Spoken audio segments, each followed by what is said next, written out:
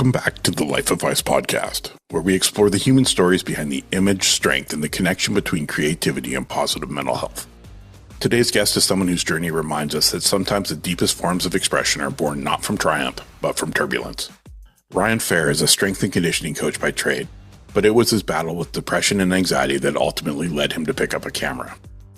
Through the lens, Ryan invites us into his world, one shaped by solitude, stark contrast of black and white, and fleeting splashes of humanity. His street photography, exclusively monochromatic, serves as both a creative outlet and a form of personal therapy. With a thoughtful, almost meditative approach, he captures the raw and quiet poetry of everyday life, where beauty and struggle exist side by side. One of his most compelling bodies of work, American Dream, reflects this intersection with striking clarity. It's an ongoing visual essay exploring what the American Dream looks like today, filtered through the eyes of someone who has known both sides. In this episode, we talk about mental health, creative expression, and how photography has become a language for Ryan to not only document the world, but to better understand his place in it. So let's get to it.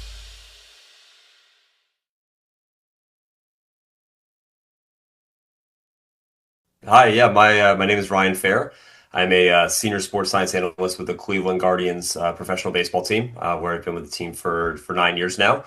I'm also a street photographer in my spare time, and super excited to come on the show with you, Tyson. I know we've been planning this for a while, but glad that we finally got onto the books and can have this conversation.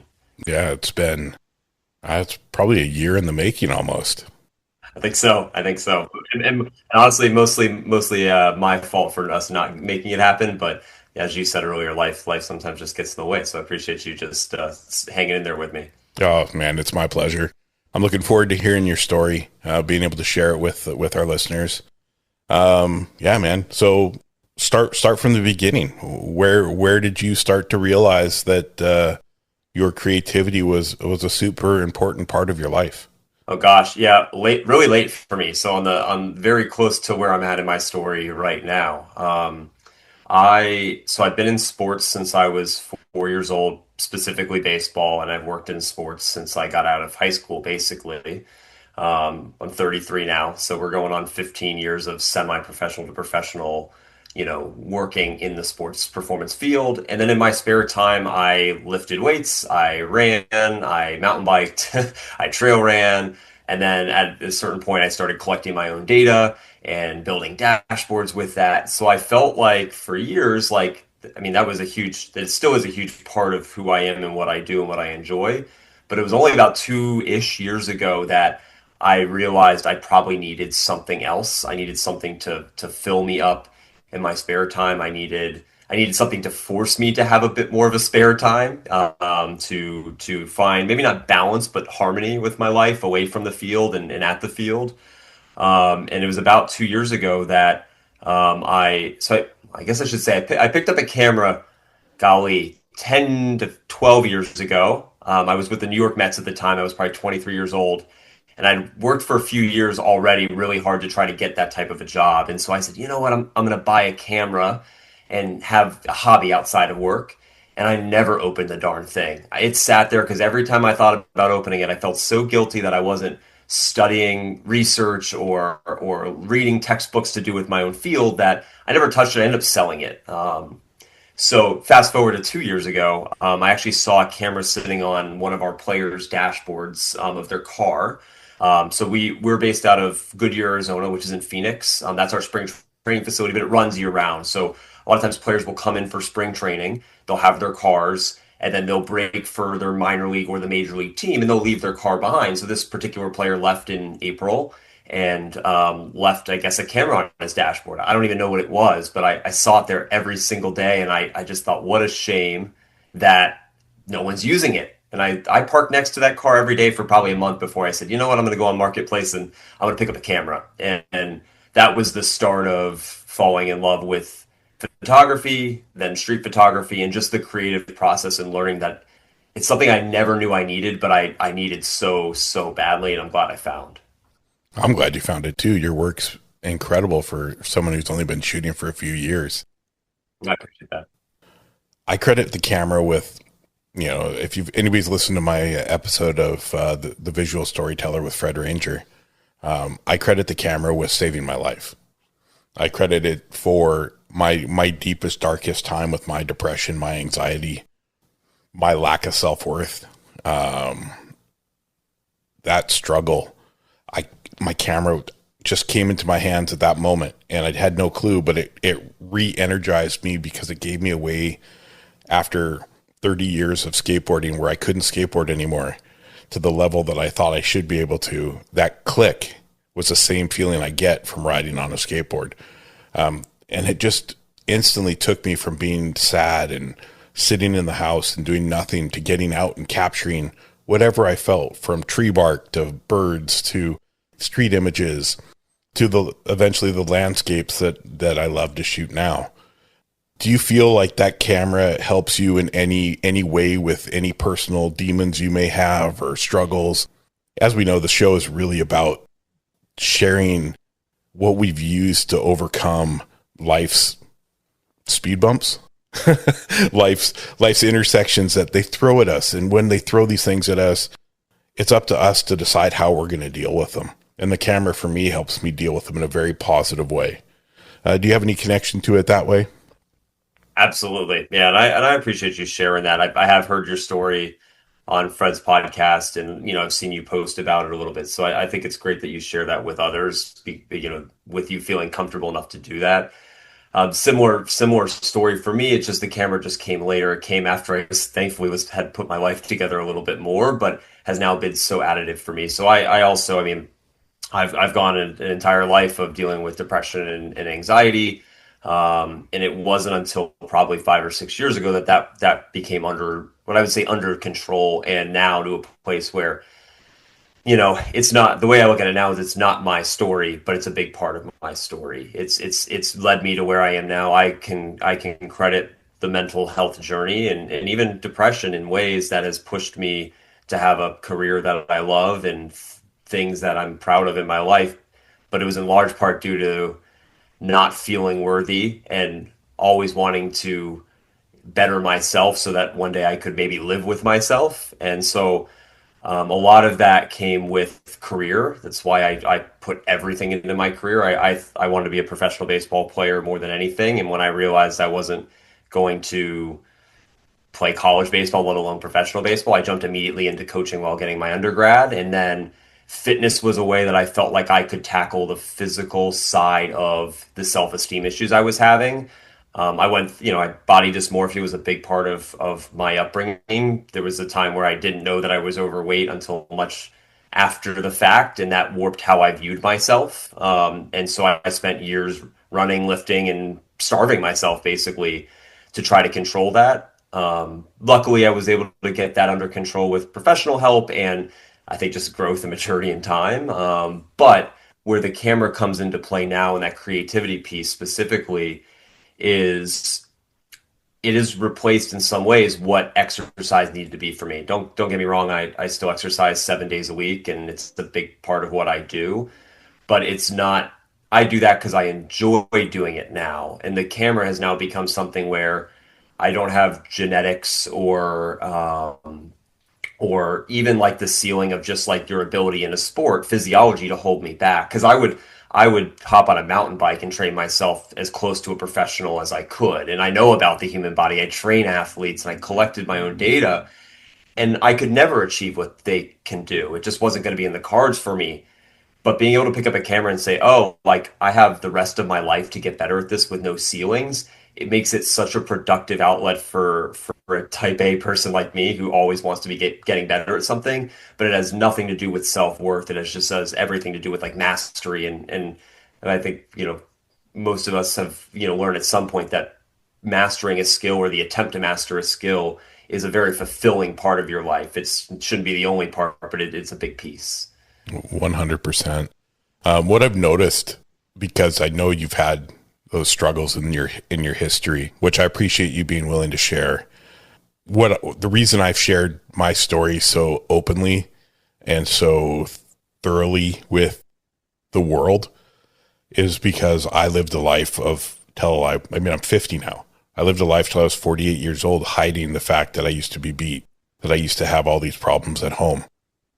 Because men don't cry, men aren't weak. And I'm I'm a big dude. I'm 6'2", 295 pounds. Like, I'm a big guy. And my whole life, I was like told that you can't show emotion. You have to be this. You're strong. You're this. Man, the first day when I realized that that was such a crock of shit, and I started to work, because like I'd watch movies and like I'd get hit by a scene where a dog dies or a kid gets hurt, and like I'm like trying to hide the fact that my eyes are watering. That's when I looked at my kids and I'm like, am I raising another generation of kid that doesn't want to show emotion? And now that sucked because I went through it. I held it all in. I don't want to be that person. So I started talking, and the episode with James Rice, where he was sharing his story about his mom. And then it coincides so closely to what happened with my father that I was like, I'm just going to talk about it. And I just talked about it. And it was like this door opened and I felt it leave. And after that episode, I have a therapist. I got on medication, and man, to let people know at 50 years old, to be on medication, to be talking to a therapist, to actually feel mentally the healthiest I've ever felt in my life is such a blessing. I almost died a year ago because of a stupid infection. And at that moment, I realized I have more time behind me than I have left ahead of me. And the only thing I can do is give everybody that I have near me the best opportunity to have the best version of me.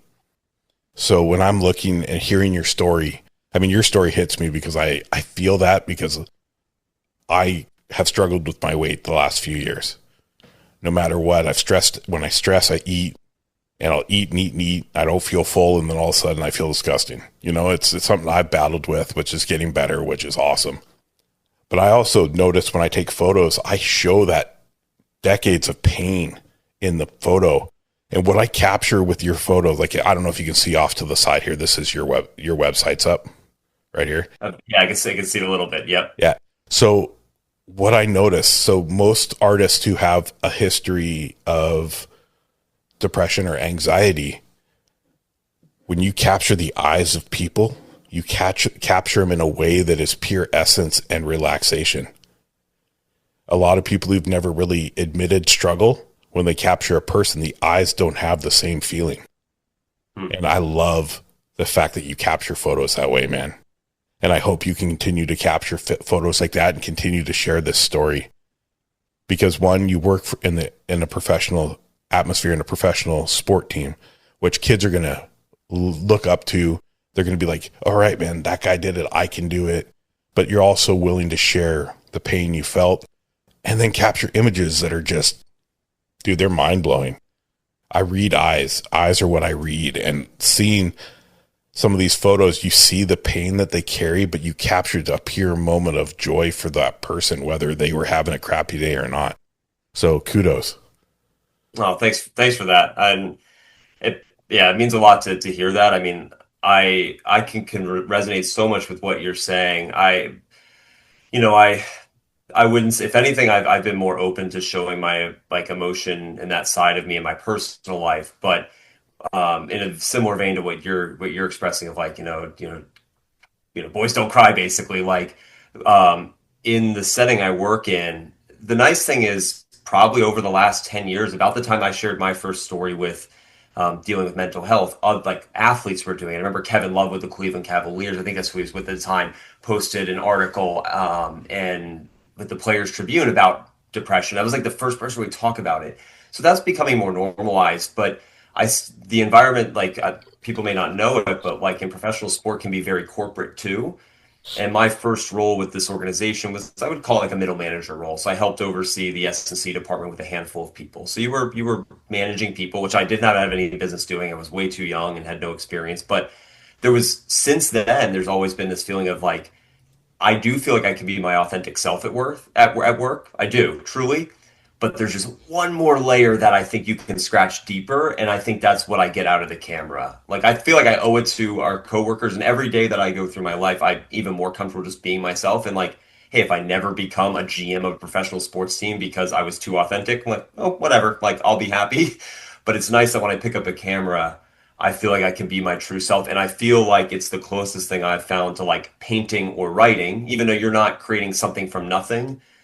I've broken that thankfully broken past that feeling with creativity where I'm like, well, I can't create something from nothing. Well, now I can capture something that's happening. It exists, but try to put my spin on it based on my experiences and my emotions. And that is so much of why I think I've even in this process of figuring out who I am as a photographer have gone so much from Phil Penman was probably my the biggest influence on me when I started. I just Such a loved great dude. amazing. I listened to your podcast with him probably 3 times. Oh um, man, like I tell you, like I'm with you. When I see him, the way he captures a scene, I have his book and I look through it and I just sit there staring, dude. Like, how did you see that? I don't yeah, understand. But to be able to talk to him on a personal level, for him to share his sim connections with depression and anxiety, yeah, I mean, that's what I love so much about the Life of Vice podcast is we start just talking because we're comfortable about our photography journey. But as we start talking, the realness starts to come out because nothing's scripted, nothing's planned. We just have a conversation. We're just two guys having a conversation. And he just opened up and I was kind of like, oh, thank you, sir. And, you know, and a lot of people have said the same thing. They've sent me messages being like, it's pretty cool how people like Phil Penman and James Rice and all the others that have been on are willing to share authentic truth about them and what they struggle with. So I didn't mean to cut you off, but man, I just had to share that because that episode still to this day is just mind blowing. yeah, yeah. A lot of it resonated with me too, and you'll probably get this as someone who's dealt with the mental health side of it. Is you can kind of recognize it on people, right? Like you can tell if you know at various stages. Not to say you can recognize they're struggling, but a lot of times you can recognize they've been through something, whatever that may be. And it's so encouraging to hear those stories because realistically it's like almost everybody goes through their own version of it, like whether we call it, oh, like that person deals with depression, or if it's like they've just been through a really hard time in their life. But so many people are able to channel that into good or into helping others, inspiring others, or just doing something great or special. And that's like if there's a crux of like what I'm trying to do with my life and just capture it all in one, it's just like I want to be able to take what I've gone through and turn it into something significant. And I don't know what that ultimately what that is, but that's why I try to be super productive and like the mental health side of things hasn't fully disappeared because now it's manifested in this way of trying to find a life of purpose, a life of value for myself and for others to be better for other people. And then ultimately to try to do something that I can leave behind. Again, another thing for photography for me is, 100 years from now, nobody's going to know that Ryan Faer was a sports scientist for the Cleveland Guardians. The hope is that like you pay it forward and it lives out through other people. Like, oh, you helped this player and he helped this kid, all that. But maybe there's something physical that can be left behind too. And again, something with photography that's just really been something to help me strive for without this timeline to it of like, well, I need to do it the next 5 years before I pass my prime physically and I can't ride a mountain bike the same way. Yeah. It hits about 39. I was a mountain biker from the time I was 7. I grew up riding the North Shore here in Vancouver. I started riding in 1988. I raced downhill, did all that, worked in the bike industry. So a lot of connection. You'll actually see a lot of mountain bike photographers and athletes coming on this show, as well as I have a bike related podcast called Ride Bikes Get Rad. And so that one's just kind of riding in the background, kind of doing whatever it wants. But Yeah. a lot of crossover posts and sharing of episodes. I love that, and I'm itching to get back out on the bike. So about a year ago, I sold my road bike first, and then I sold my mountain bike at a Specialized Epic Evo that I loved, and Yeah. so I'm in Phoenix, way out west and south, almost like where you're on the outside of town almost. And my cul-de-sac, like, and I just got lucky with finding this place because it was even before I started mountain biking. But you hop a curb and you're on the trails right here. So I sold my bike to help afford the gateway into Leica by getting a Q2 and a Q2 monochrome. And I knew two things. One, they're both expensive hobbies. I can't justify having two. And I could always go for a run, trail run, whatever. I don't need a mountain bike. And the second thing was just it was a good step health wise for me to because I had like the Wahoo Kicker trainer in the garage and I was putting in 20-hour weeks in the saddle. So I was like, you know what? Let me get rid of all my bikes. Let me focus on photography. And one day when I feel like it's right for me, I'll go buy a hardtail that's cheaper. Just like it always, like if today's the day, like I'm just getting an itch, I can just hop out there. So I would imagine the next 6 months to a year, I'll have me a nice little specialized hardtail that I'll get out on. Then we can talk bikes a little more, but I'm rusty right now. I actually bought an e-bike a year ago just to use as a commuter. Hmm. And that I hadn't really ridden much in 5 years prior to that. And that e-bike, man, sparked it right back. Upgraded battery. Now I can go 250 miles on a charge. Like They're so good for the sport. I know some people dog on them, but boy, it brings more people to the sport, back to the sport. I love when I see it as long as they're used responsibly on the trails. But those things are awesome. yeah, mine, I have a little handlebar bag where my ZFC sits right in there. It's ready to go. So Nice. it's just there. So you sold your bike, moved into the Leica drug as everybody calls it. Again, amazing company, amazing people. Before people dog the fact that you shoot Leica, look into the history of the company. Look what Leica does for photographers before you start to bash it because of the price. What was your draw? So like I don't do this often, but I'm a Leica fan. What was your draw to move to Leica? It was more out of just getting more aligned with what I was trying to do photographically. So for me, I knew I wanted to shoot just black and white. So I wanted the best tool that I could theoretically have to shoot monochrome. So I got the Q2 monochrome. I wasn't ready for a fully manual, focusing, and so I went with the Q2 monochrome, and that was a big part of it for me. There were other draws. I did like the history, and I'm a nerd, and I can get a little obsessive. Like I only have the time really to shoot 1 or 2 hours a week. The city's about 45 minutes for me. That's why I go to a lot of small towns, like in the outskirts out here that are rural, because they're at least 10 minutes away. And I'll shoot out there. But when I don't have that much time with work and everything, I study photography. I open up photo books. I try to do five a day and take notes, 5 photos a day and take notes. And what I found is that all the greats that I was looking at from 20, 30, 40, 50, 60 years ago started on a Leica or used Leica. And so to me, that this part of just getting connected to the heritage, not that it was going to make me a great photographer, but getting connected to something like that. And then once I got the Q2 monochrome, then that was it. Then it was a downhill spiral or uphill spiral, I guess. Well, you were even you were featured in the LFA, or sorry, LFI, right? Like, how cool is that? I love the fact that some of these brands, and I've noticed it, like Fuji does it, Leica does it, and even Nikon now, they're starting to really get behind the average Joe creator. They're not looking always to post about their ambassadors. Like they just want to love the community, which every brand should do, because I think that is the way that we can continue to keep this amazing, amazing thing that we do moving forward. How did that feel though when you saw that you got your picture was selected? It must have felt amazing. Yeah, it was really cool, and it was affirming in the sense of like the other thing too is like that was one of my first street portraits that I had done, and my buddy Matt Stella, who lives out here, we're really close.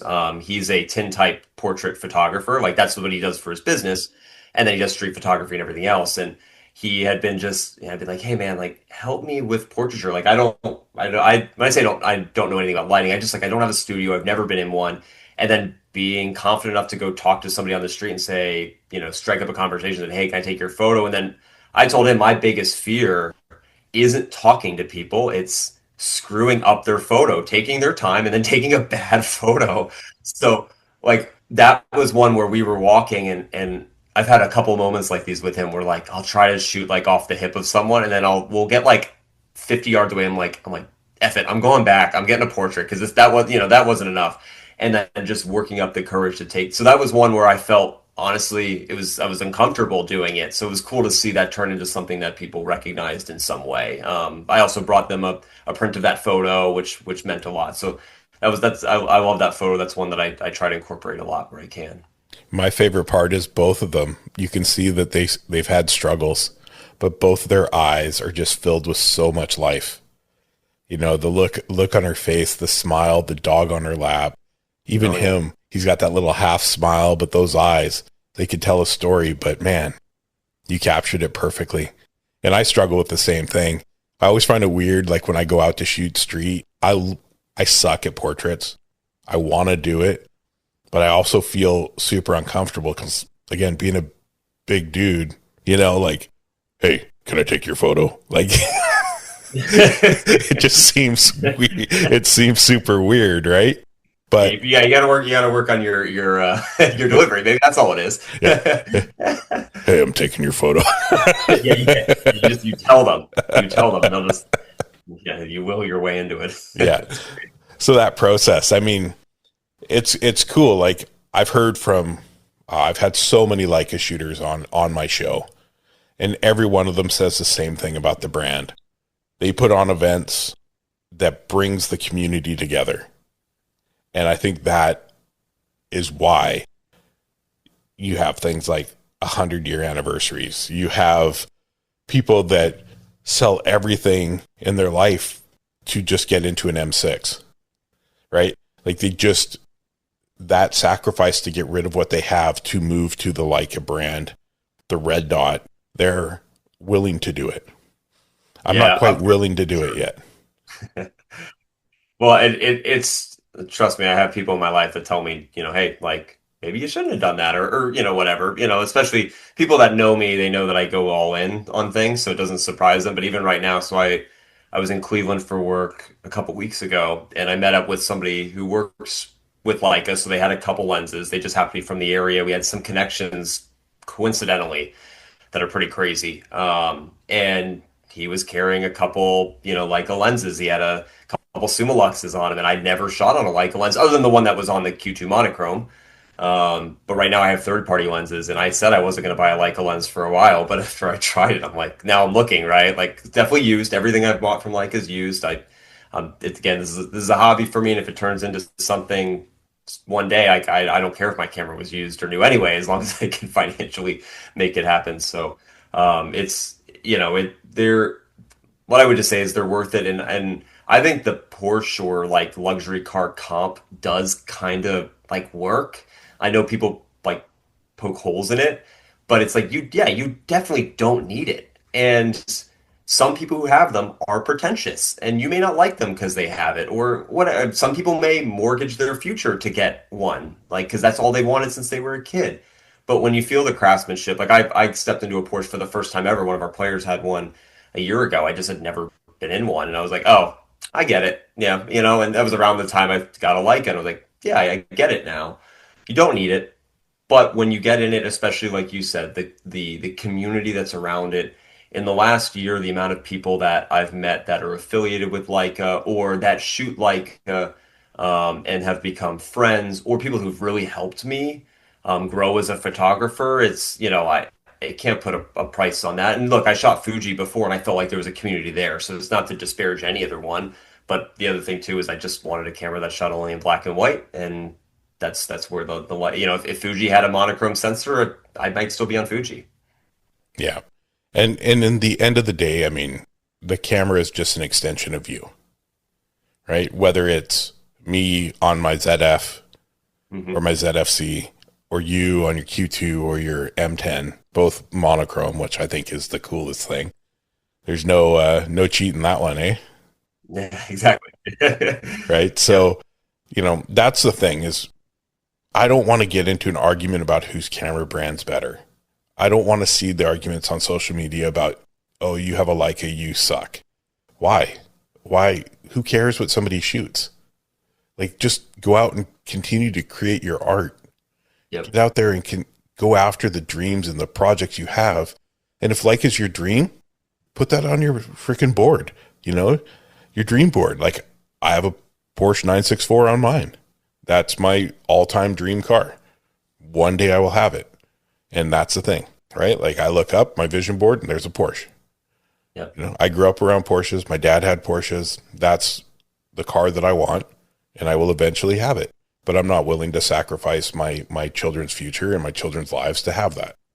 Right. Well, all in due time. And like you said, it's these things are about if you're doing this stuff for the right reasons, which I think is most people, is it's about what inspires you to go out and do the work. And in your, the Porsche may not be might not help you do something creatively, but it inspires you and motivates you to do things as well. And I think of it very similarly when I was a kid and I put Ken Griffey Jr. on my wall, right? Like, it's about the things that push you to do great work and progress and ultimately, like in the case of photography, like produce hopefully meaningful work.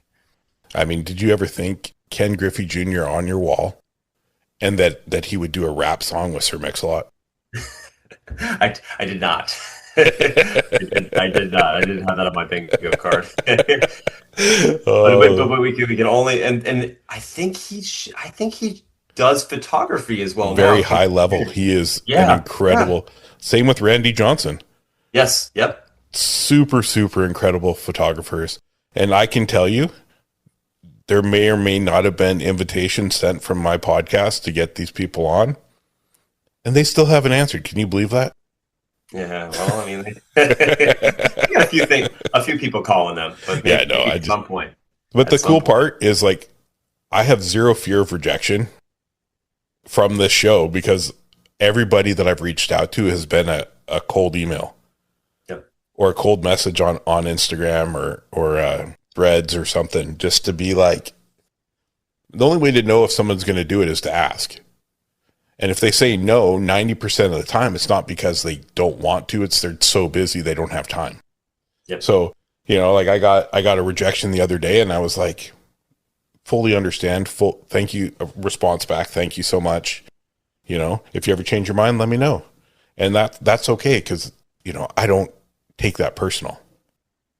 Yeah. Well, you gotta, as some folks say, shoot your shot. I mean, that's how I found him just even in my career, like when I was 18, 19, 20, like the amount of cold emails I sent out to strength coaches all around the country, hey, can I observe for a day? Do you know how many I heard back from? Like probably 1% of the emails I sent, but the 1% that got back to me were the ones that accelerated my career and gave a kid a shot, So I model what I'm doing photographically after how I started my career in sports, just to see like, hey, can we run it back again? Like, can this type of a model where you're just open, you're out there looking to learn, you'll try to your best to connect with anybody, within reason, like, can that ultimately, pay off? And so far it's done well for me here too. So it doesn't surprise me that like the similar approaches worked for you, where you're authentic to yourself, you work really hard, you reach out to people, you try to make connections, and then you see what happens.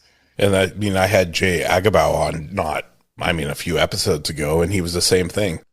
Didn't know what he was going to do, but he did, strength and conditioning, ended up in the NFL. Yep. Right? Like but his was the same, cold emails trying to get an opportunity. And if you don't get an opportunity, you have to look to make sure you've exhausted every option that you have. Because if we don't go for what inspires us or what we really want to do, if we don't chase it, sometimes it's not going to happen because it's just not going to fall in your lap. Yeah, for sure. I've even had that reminder in my career where I'm much more established than I am, that's like, that's understating it. Like, my career, I'm established but there have been times in my own job where I was looking around saying, why isn't anybody developing me? And then it turned around and was like, oh, wait, maybe I should be doing the work right now. Like there will be other opportunities at different times for people to step up and do it. And those have been my biggest times for growth professionally, as well as when I decided, hey, I'm going to go back to school. Hey, I'm going to learn to code. And those led me to different roles and just being fulfilled, like feeling good about myself as opposed to sitting around waiting for something to happen, Exactly. So you have a project coming up It's going to be a multi-year project. It's called the American Dream Project. Is that the full name? Yep. American Dream, a portrait of America. So why don't you give me a little rundown of why you wanted to do this, your goal for it, and what your ultimate end plan is with the whole American Dream Project. Yeah, thanks for bringing it up. So it's really ambitious and it's lofty, and that's just how I operate. I like to shoot for the moon, and we'll see where we land. Hopefully, at least the stars, right? So the project itself, what it stemmed from is probably two things. One, learning the things that I value as a photographer, the things that inspire me. One of the people that I look up to, their career was Robert Frank, and having read about what he did specifically. Of course, everyone knows the Americans, right? Like that's a big one. But having gone through all of his work, and the Americans stood out to me because it was roughly 70 years ago. He came to the United States, and he ended up traveling across the country in the 50s with a camera as an outsider. And that photo book and those images was released in France first and then the United States, ended up being a really seminal piece of photography because of the commentary it made on the United States through his own lens and how he saw it as an outsider. So that was probably the first piece. The second is, I mean, just seeing what's happening in our country right now and over the last probably like 10 plus years, but being in a place where sometimes feeling helpless, sometimes not knowing how I can help or positively contribute. I thought about it, and it felt like the camera could be a way to do that. We're in such a polarizing place as a country, and I don't want to get into politics, but if we can, a big thing for me and a belief for me is that we all share one thing in the very least as human beings, and that's our vulnerability. Everybody's vulnerable. That's probably the most common thing or pillar in humanity is that we're all vulnerable. And if I can hopefully combat polarity that we see every day in our country by recognizing that shared vulnerability that we all have with people all over, our nation, like that's the goal. So those are the two things that kind of led me to start to think through, okay, like what does that look like? And so, I've been walking the streets of Phoenix predominantly over the last few years.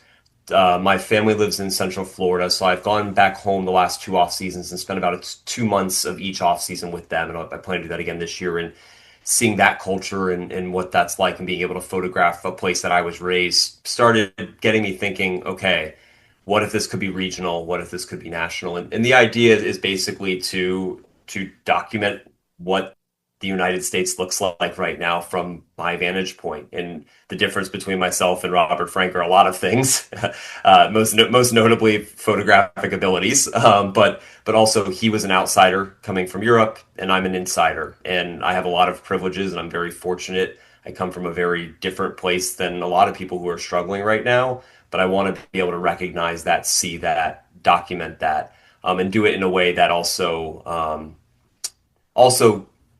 does allow me to use my own experiences to maybe just as the lens that we're looking through as we look at the American dream and what that means today. And that means the people that are living the American dream, like I would say I'm pretty fortunate to be more towards that end of the spectrum, but versus those who have been oppressed by it, those who have been disappointed by it or let down by the dream. So is your plan to go to just start, say, in Florida and kind of drive your way through, stop in small towns, capture every aspect of life, basically? That's kind of the plan? That's essentially, yeah. So I know I have the Southwest covered and like within my grasp. So living in Phoenix, LA's 5 hours away, San Diego's 5 hours away. In the past, before I picked up a camera, like I've road tripped to San Francisco and down. So like those are all realistic. I travel this season specifically. Like I've traveled to Cleveland once a month, so I've been walking the streets of Cleveland every time I go there, and Pittsburgh's right there, Detroit's right there. You can cross the border and be in Canada if you wanted to. Like, obviously, it doesn't pertain to the project, but there's just so much right there in the Midwest that's within reach.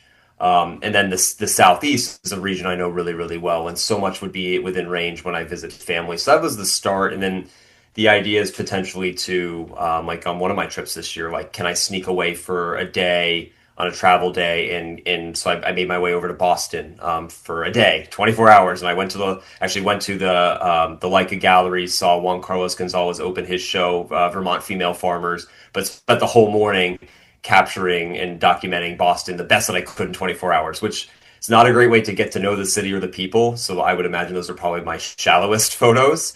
But the idea is just to be able to grab those. And if my role ever with the organization has me traveling more, that would put me in a position to accomplish that. That's another reason why stretching this out years not only takes some pressure off myself, but allows me to maybe unlock some more avenues to see different regions of the country. Well, if you're ever in New Orleans, let me know and I'll connect you with my friend Larry. He's an incredibly talented photographer and videographer. And some of the stuff he captures, that I think it would probably really connect with that segment of your book. So if you don't follow him, it's Larry Everidge. So Everidge, it's like beverage without the B. Okay. And he's a super cool dude. He was on an episode of my show, but like he might be able to like kind of direct you through that segment of the country and be like, yeah, man, here's where the fishing boats are.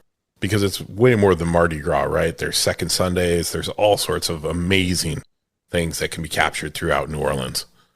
Yeah, no, that's super helpful. And I'll follow up with you afterwards. Maybe we can make the connect. I'll be driving about 2 months. I anticipate driving to Florida, which takes me across I-10 right through Louisiana. And it may not give me Sick. a lot of time to stop in, but even if it's just a couple hours, that would be great. The thing that I'm finding will be challenging is to try to really connect with places because I feel pretty good about Phoenix at this point. I feel good about Central Florida because I was raised there. I feel like I understand the people and the culture. Yep.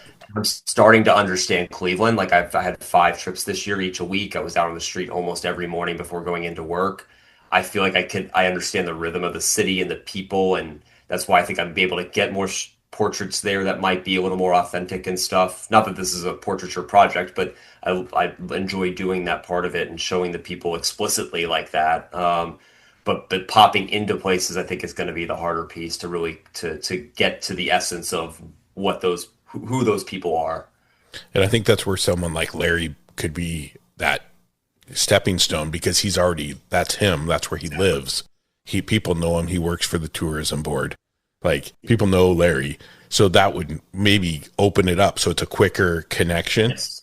So that was just a thought that came to my head when you were talking about it. I was getting amped for your project. Sorry. I'll just sit over here and be quiet now. No, no, I'm sorry. I'm just kidding, man. I did not cap it off with a tour guide type of thing, and not literally a tour guide, but somebody to say, hey, like if you only got a day here, let's go to the place and come with me to meet the people. That's huge. That would definitely be huge, and that's the most recently when I went to Cleveland. Sounds crazy, but I went over one of the bridges and just went to the next city over. It's Ohio City, and I met somebody over there who spent an hour with me and just, hey, this is that, and this is that, and I grew up over there, and this is the high school I went to, and I got his portrait in the high school. Like it just because there, like you could walk through the high school. It sounds weird saying I took his picture in the high school, but like it was integrated in the neighborhood, so you just walk on through. And yeah, so somebody to expedite that would be huge. And I do love the idea, like you're saying, it's like it's more than just Mardi Gras. Like there's so much of me that like thinks about uh, you know, W. Gene Smith, Robert Frank, and like these older photos where like, oh, there's jazz bands and there's parades and there's that America.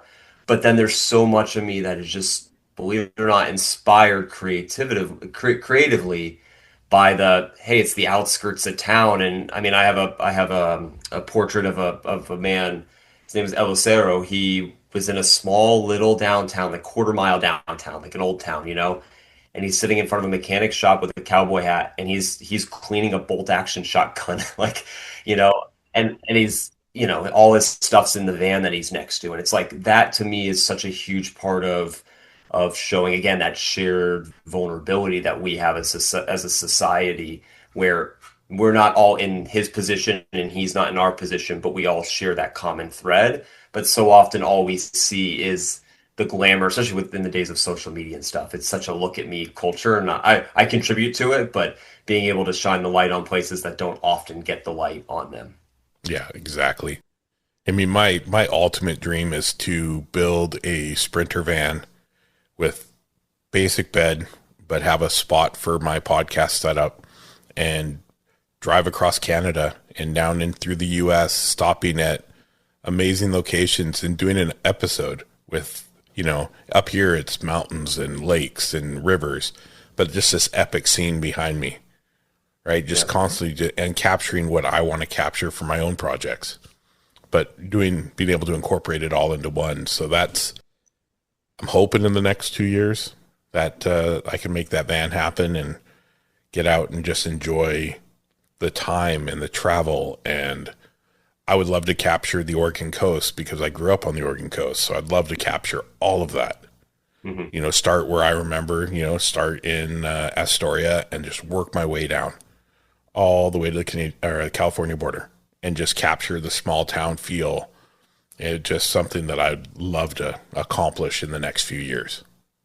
Yeah, I love that. The beauty of photography that I've found is that long-term play that you can have, and it's about building a body of work. And those, that could be a project that you're rolling on for a long time as you're working on the shorter term project that we discussed earlier, the next, 2 years.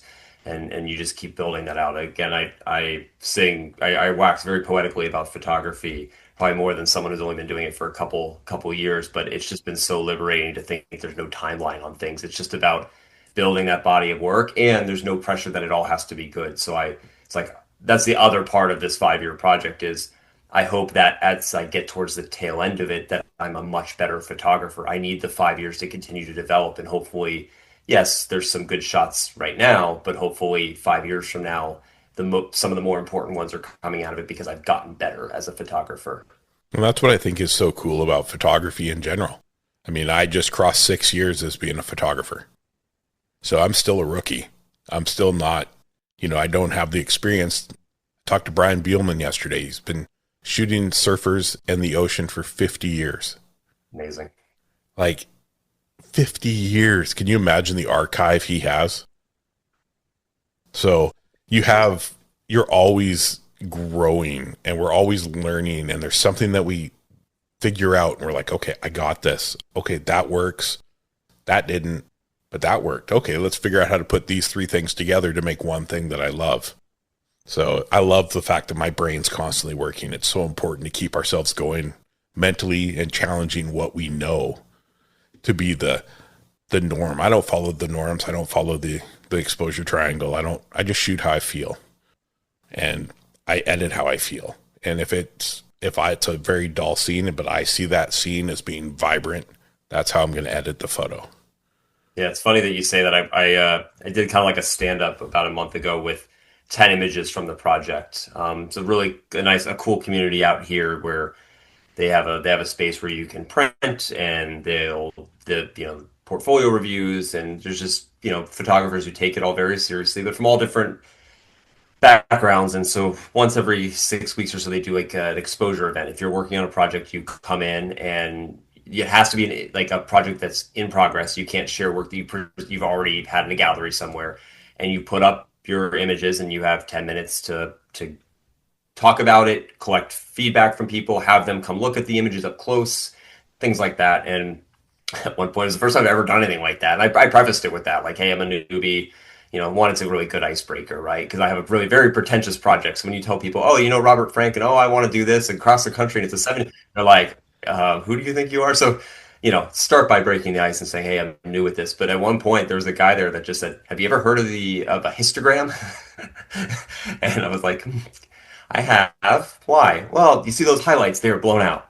And I, take those in stride, and you take in that feedback and reflect on it. But I'm very much like you. Like, I'm going to, for the majority of the time, like, I might have blown those out because I'm using a monochrome camera and I did not underexpose it enough to ensure that I didn't blow out the highlights. But also, like, I like a contrasty photo, so there's going to be some bright whites and some dark blacks. So for me, again, I love that creative liberty of being able to say, like, hey, actually, yes, love your feedback. I'm going to take it on board, but I can walk away and say like, that wasn't the feedback I needed, or I'm going to archive that one for later, and let me not react to it immediately. I do have a question for you. Yeah. So that's always on the top of my mind right now is how do you balance this like social media aspect of it and not let that bog down what you think of your own work or the progress you're making. I'm doing my darndest, and I think I'm doing okay. But as I try to get the project out there more, it is hard to not get swayed by how many likes or whatever that you get on an image. So I suffer from imposter syndrome like most of us do. I used to dwell on how many likes and find a photo that was similar and then try to rip that photo apart because it got 3 times the likes of mine. And in my opinion, I'm a very talented photographer. I love what I do. But again, in the last 2 years since starting the show, and having Ruben Ratting on, he made the perfect comment. He said, as a photographer, we all need to learn to keep our ego in check. And when we can keep our ego in check, we can let the work speak for itself. So for me, I actually don't even care. I don't look at likes. I read comments. So if somebody gives me a comment, I'm like, oh, cool. But it doesn't define me. Social media doesn't define who I am. I don't look at follower count because follower count means nothing. I have people who have been on my show with 500 followers, but they do this for a living. They're making a living from their camera. And it's because it's really hard. So if we let society dictate who we are and our self-worth, we're going to constantly struggle and never be satisfied with what we are or where we are now. And sometimes as a photographer, we have to be comfortable where we are now to grow in our project, to move forward in our project, or to just move forward as a photographer, an artist, because art is subjective. So I've posted stuff, man, and I've been like, this is the best photo I've ever taken. It's got 4 likes. And I look at that 4 and I'm like, oh man, I suck. But then 2 weeks later, I sell that print for the most money I've ever sold a print for in my life. Right? So there is no right or wrong. Everybody to me on social media, I've met amazing people on social media, but everybody who's negative, they only log in to be negative, to talk down to you, to talk you down, to tell you you're not worth it, to tell you you're a piece of garbage, because it makes them feel better. Yep. So please, because I consider you my friend, do not let any of that ever get you down. The thing about your work is you're doing it from the heart. You're doing it for a pure reason, a pure passion for this subject, and it shows through your images. Whether a professional, I've had professionals tell me like, oh, my 600 f4 makes everything crystal clear. You need one. I ain't spending 20 grand on a lens, man. I'm sorry. But my image looks great. People seem to like it, and I'm happy with it. Mm-hmm. So if we can get to the inside and get to our inner self and be happy with who we are and where we're at, your work's going to portray that, and you'll find the right people. Everybody wants that quick Peter McKinnon numbers. We all want to be in Canada. Peter McKinnon's the shit, right? Mm-hmm. Like the dude's made coins. He's got coins of his images. What? Like that's insane, right? Peter's awesome. Like I think what he does is great, but that's not really who I am. I'm not looking to have 5 million followers. I'm looking to share a journey and show people that I'm willing to put myself out there. I'm willing to let people know that, hey, I'm a sensitive dude. I cry. I talk people through their trauma. I talk about my trauma. I'm willing to do all of these different things, all for the betterment of us as a community, and to show others that if you're just yourself and you're just cool, just having a good time, it comes across in the work you put out. So social media, I absolutely hate social media. It's a necessary evil. Mm-hmm. But if people like look at the numbers of my social media, they're going to be like, do you even do anything? No, not really. I post photos. I go on sprees where I'll post photos for a week and then I won't post photos for 7 months. But I'm always on and I'm always talking to people and I'm always liking and I'm trying to uplift with messages. And I feel like that's for me, that's what makes social media worthwhile is that I can see an image, say that you put out, dude, I love this image. Great job. Like it takes 2 seconds to be a positive influence on someone's day. Yep. Or I could be like, hey, I'm sitting in my mom's basement eating dino nuggies and your work sucks, man. Right? Like, what does that do? There could be some kid out there who just started and is absolutely blown away by an image he caught because he saved up for 6 months to buy that little camera and you just shit all over him. Like, that doesn't feel good, man. Yeah. So just don't worry about what people say. Like, I'm listening to your project right now and I'm so amped for this project. I can't wait to see it come to fruition and be finished just so I can say, I talked to Ryan at the beginning of that thing. He did it. And then be number one to buy whatever book or project you put out. Because that's the belief I have in people that I consider friends, that I consider talented people that deserve to be supported. That's just where life is for me right now. I mean, I'm 50, dude, so like I could care less what anybody thinks of me. I went through craziness by finding my birth family. I was adopted, so I found my birth mom and my birth dad the same day. Oh, wow. Birth mom's been amazing. I have half brothers and sisters on that side, all been amazing. Birth dad doesn't give two shits if I'm even alive. That's cool. That would kill somebody. But I did it at a time where I was 48. I own a house. I have kids. I have a career. Like, I'm good. Like, I didn't need anything from these people. But hey, here I am. I'm alive. If you care, this is where I'm at. And I think that really helped me forget about social media. Forget about numbers. Because if you can be rejected by the person who gave you life and walk out the other side, like, it's your loss, brother. You can do anything. So those numbers, those likes, those comments, negative, positive. I learned from Dave Herring, the best thing you say to somebody when they bash you or talk shitty to you is, I hope you heal and you move on. Right? Because in reality, you've dealt with so much already in your life that yes, you are very fortunate where you are now, but all those things you went through have created the strength and the determination for you to complete this project how you see fit. Not what people comment, not when someone talks about their blown out highlights because they shot their Nikon D5 with a 600 f4, at ISO 100. My exposure triangle was perfect. I don't care. The thing is you've already gone through shit in your life. You've gone through things. And those things have shaped you to the point you are at right now for the strength to put this project into play and watch it succeed and come out the other end, not only changing your life by doing that project, you're changing every person you interact with along the way. Because all it takes is one hello to make someone's day. I hope that didn't ramble too much, and I hope it made sense, man. But I have a very love-hate relationship with social media. And that's a question that's asked all the time, is how do you deal with it? Dude, when I threw this out there, I didn't think anybody would even like this show. I didn't think anybody would ever care that this dude in Canada put out a show talking about people's story, sharing them. And it's been the most rewarding thing I've done in the last 2 years.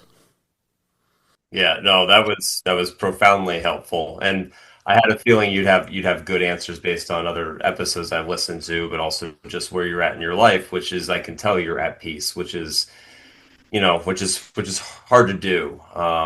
I feel like I walk the line with social media. There's this part that's like, hey, like it's a place where people are going to look to see the work. So I think of it as like just like the website, like it's a place for the work to be out there. I write little bits now more than I ever have. I used to just label it with the street name. Now I try to give you a little bit of my thinking when I do it, but more so just so people can connect the work with the person who took it, so that it's just again just an authenticity piece. But so much of it is then just not trying to fall on the line on the side of the line where it's like, well, the likes are what matter. And I think most of the time I keep a good head about that, and I do. Again, the things I go back to with photography that I love is that it's a long-term endeavor. I focus again on trying to like the things that fill me up with the camera, what I focus on, like being able to use it as a creative outlet to be myself, and to put that out into the world. I love studying photography. I love reading about past photographers. I love the history of it. So for me, even on days where I start to feel that pull of the social media, like damn, I spent an hour on that reel, and which I don't like doing reels, but I know it's just a necessary evil every now and then to try to get to reach more people. Instagram has told us explicitly, reels are how you reach new people. So like you spend the time on that, and then you're like, ah, it didn't go as well as I want. But now, I mean, I've just gotten to the point I hide the likes, and not because I don't want others to see, because I don't want to see it. I don't want every time I open the photo to see it. I have no idea what I get. I can tell you I don't get it. And I hide the notifications for all my social media stuff. I get no notifications for Threads, Instagram, Facebook, nothing. You know, I only see the things when I open them. But even if I have that feeling like it didn't do well, I still get so excited to open up a book, like an Aperture book that's talking about documentary photography and just reading and learning. Or right now I'm working through Dream Street by W. Eugene Smith, or the collection of his work that was put together from Pittsburgh. Like I get fired up about that stuff, and then I get to pick up my camera a couple days a week and go out and shoot. So for now, I think I walk the line okay, but it's such a precarious thing, right? And 100%. we're so addicted, may not be the right word, but addicted to our phones and screens. And my job has moved from, I used to be a strength coach. I'd be on the floor with athletes all day. Then I was a sports scientist who was on the floor all day assessing athletes in the weight room. And now I do that, but I spend a lot of time coding at a computer and building dashboards. And what I found is I don't think I'll go to film photography because I do enjoy digital. For a lot of reasons we don't need to get into, but everything else I want to go more analog in my life. Like I bought a record player so that when I'm at home listening to music, I am just listening to a track and an album as it was created to be listened to. The And I static don't have, from the needle through the yes, speakers is such a sound.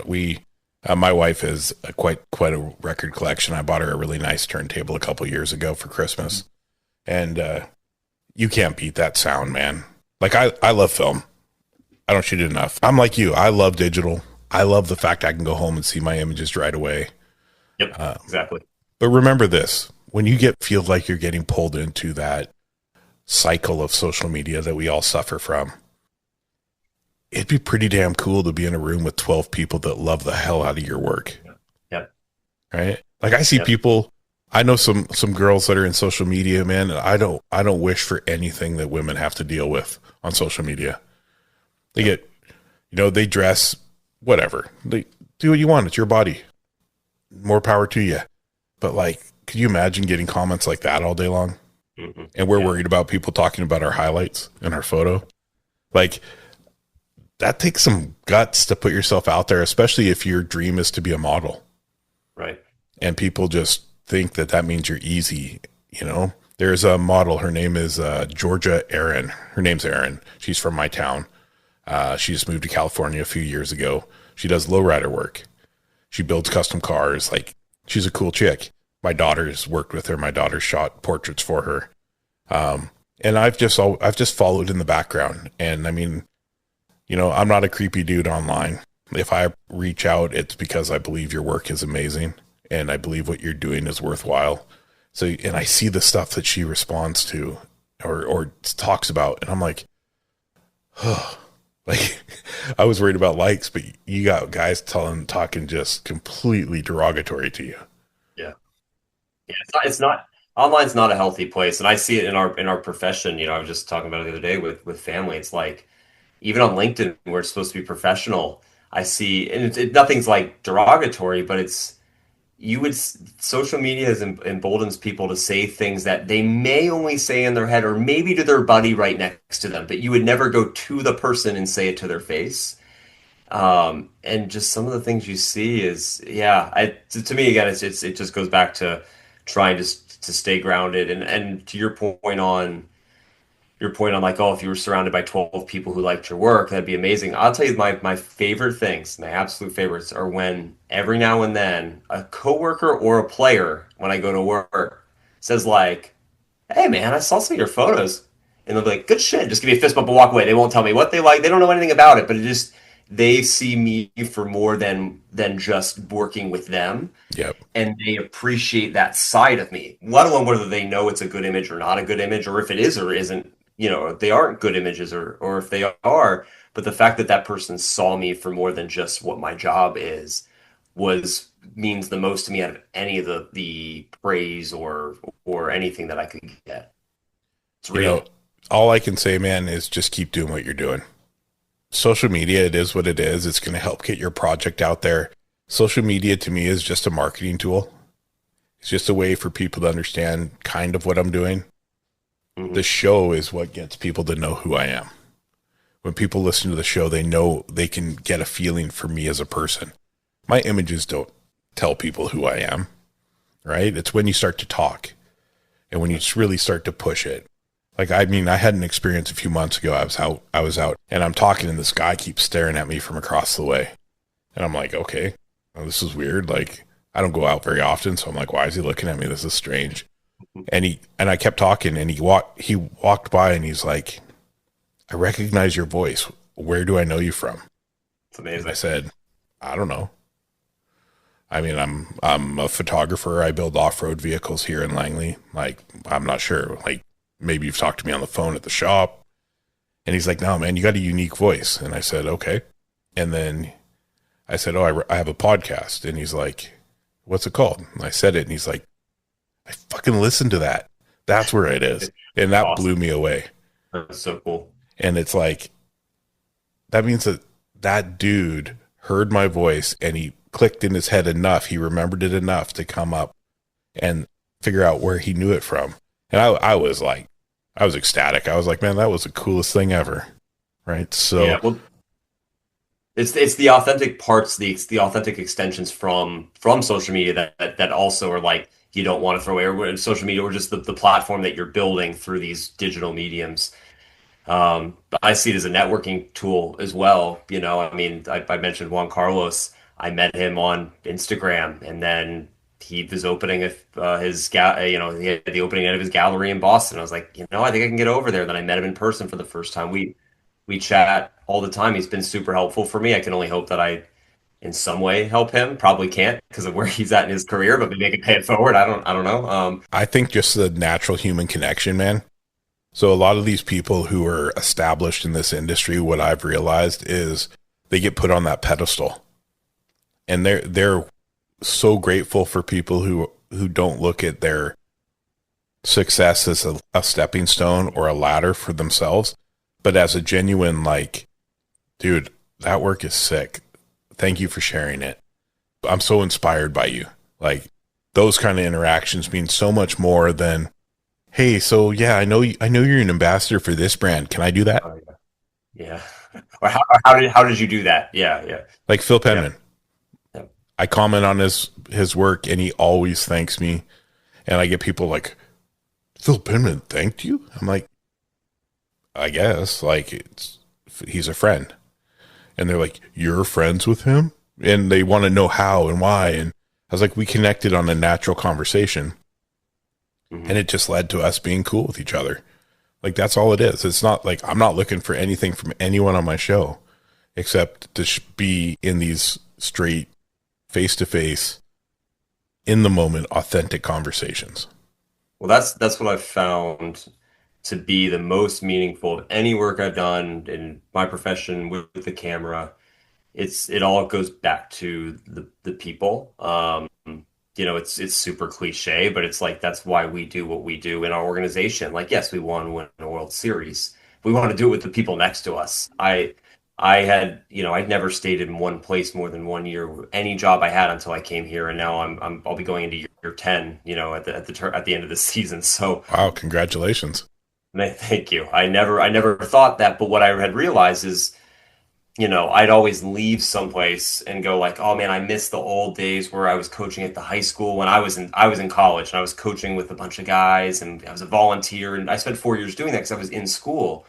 And I was like, I miss that. Well, I'd never stayed anywhere long enough to build those connections. And now that I'm here, I just see our players come through and I just want it so badly for them. And I want to do it with the staff that's next to us. And when I'm meeting people out on the street, the interactions might be brief, but the opportunity to chat with him, I met a guy yesterday. I would venture to say he's unhomed. I don't know. We didn't talk about it, but just based upon where he was going and what he said he was doing. And he just walked by, and I was taking a photograph of a rose that was in a flower bed that was like elevated outside of a restaurant. And then next to it's a cactus, like typical Arizona. So there's a cactus and a rose. Somebody had stuck a rose next to it. I was like, oh, that's sweet. So I'm taking photos of it. And then this guy walks by, and he's like, oh, that's cool. And he just snags it out of there. And we made a couple jokes and he went on his way. I said, "Hey, wait a second!" Like, and we chatted and like he was before he lived in the city, he was on the reservations nearby, and so he talked about all the rains coming through and how in his culture this is what it would mean, and that huge dust storm we had roll through here, like what that meant, and spending 5 to 10 minutes with that person. I know his name.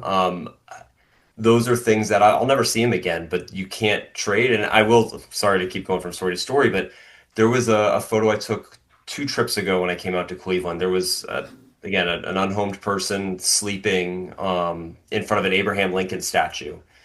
And I know it's a touchy subject talking about unhoused people and taking photos without their consent. I try to do it with as much dignity and grace as possible, and usually try to omit their face as much as I can, just to protect them. But it's probably where you're looking. There's one of a hand laid out sideways like this, and some rings on the finger, and that's on the fingers, and that's all you see. And I took the photo, I walked away. A month later, I come back, and I I walk into somebody on the street asking me for some money. I said, "Hey, I don't carry any money on me when I'm on the street, but I said, how about a coffee?" He said, "That'd be great." So I get him a coffee. I come back. He's got a chain. All of a sudden, his hands have been covered by a jacket. He lifts to show me his chain, and he's got the rings on. And now I saw him 3 straight mornings. We talked. We talked about life, where he's from, what the city was like, 40 years ago, because he's lived there forever. I know his name. I know things about him. I know how he got to his situation. And that's the stuff that, again, I may never see him again, but that is to me what drives the process that I'm trying to go through with this project, but just in general, and why the more I pick up my camera, the less likely. Now I don't totally refrain from it, but the less likely I am to just shoot off the hip and take a random snapshot of a person, and more likely to like spend some time around people and let them see me with the camera and let them choose how to interact and be.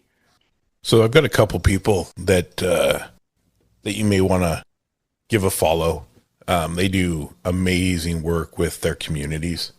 The first is my friend Ben. I grew up with Ben in Oregon. We lost contact when I moved to Canada, and we reconnected on Facebook many years later. He goes by Capturing Spokane. Ben captures the community by making conversation and talking with everybody. So he does really good work. He actually, do you remember Decline Mountain Bike Magazine? Yeah. He was one of their staff photographers. Oh, no kidding. And then another one is, I actually have him coming on next month. It is, where is he? I can't remember. I can never remember everybody's handles here. He goes by portrait_project.17. His name's Ryan. He's from Portland, where I grew up, and he does the same thing. He's a Leica shooter, but he's been all over the LFI as well. But he goes around and he meets all these people, and he has stories from every single one of them. And yes, there's a couple people I'm not a big fan of the way they capture the homeless community. But when you have story of the person and you've made that human connection, then it's a different avenue. You're not just going down the street, taking pictures of people sleeping on the sidewalk or in a bad situation. You've actually taken the time to introduce yourself, get to know the person, shared that moment in that experience. That's a different, and that will come across in your images. So yeah, look into those two guys. If you're ever in that area too, then I'm sure they can show you around and help you out. Yeah, but that's awesome. I'm all for learning, both by looking, but also chatting with people as well, and just getting connected. I mean, it's just I'm still evolving too, so I know I have a lot to learn. But I'm also it's been fun for me to try to figure out my own not only style, but just my own ethos on the street, and philosophy.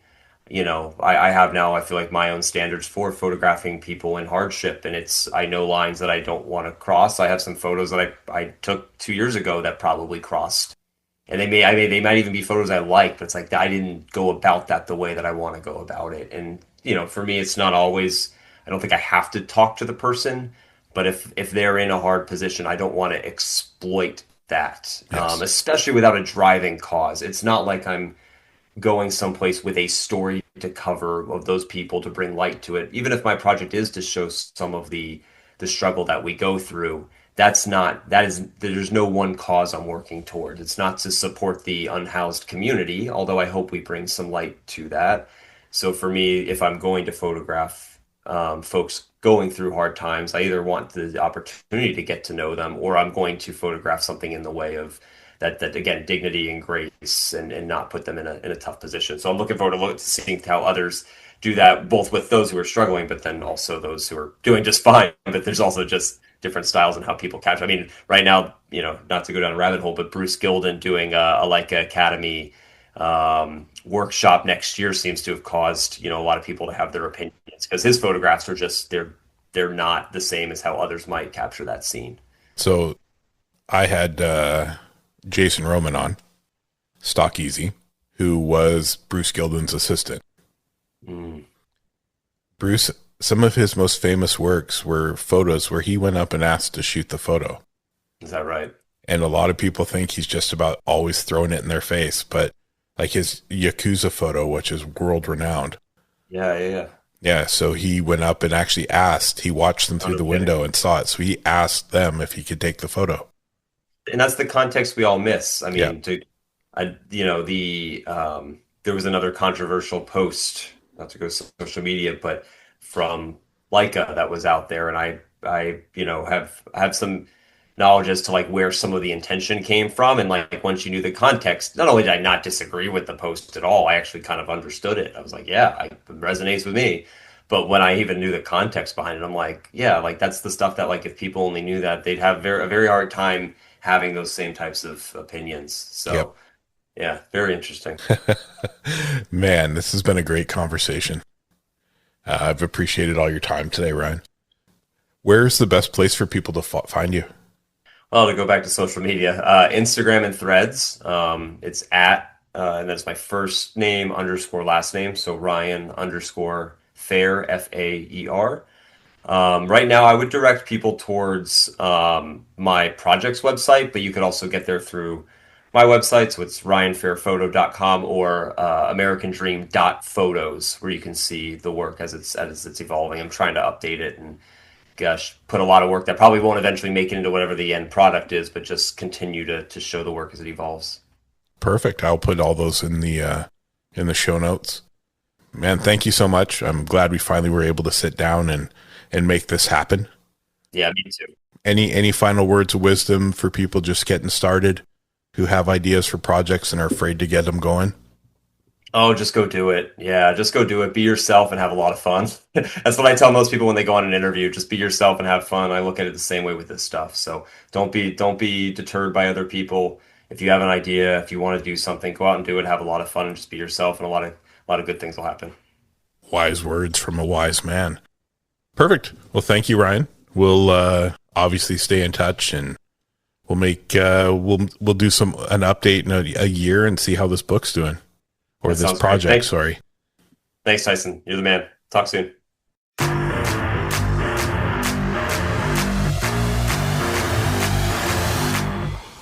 Thank you for tuning in to the Life of Vice podcast. I hope today's conversation brought you insight, inspiration, or just a fresh perspective on the creative journey. If you enjoyed the episode, be sure to follow, rate, and leave a review wherever you listen to podcasts. It really helps us grow and reach more listeners like you. For updates, behind-the-scene content, and more, please follow us on all social medias at LIFE_OF_PHYS. And don't forget to check out the show notes for links and resources from today's episode. Until next time, stay curious, stay creative, and keep living the life of creativity.